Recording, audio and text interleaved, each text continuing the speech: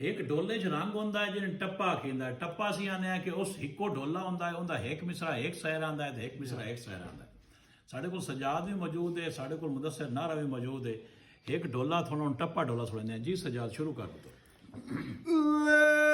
दमी साजरे उठियां मैं ढली वैनिया छां दरवाजी दिया दिया में दिया जादिया डल काय नु लगदी ऐ सारी खेडों दी अल्लाह पाक बेनियादी ऐ दिया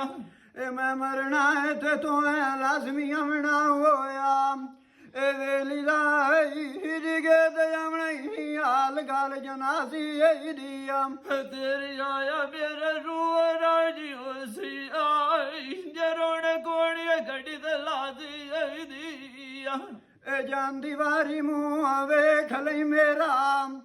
ए सैया अपनियां नु दसी गालन ताजी दिया जानो ते मेरी रूह दल खिल गिवदी बलो चांदा कोई लगदा सूर की गत्ते च पानी ताजी दिया ए जिंदा मान किसे दे उत्ते वतन आयम उदू एक बारी हट्टी पिछा ए मार गया तू पिछे याद कोई ना करेंदा वो सारी खेड मुँह मुला दी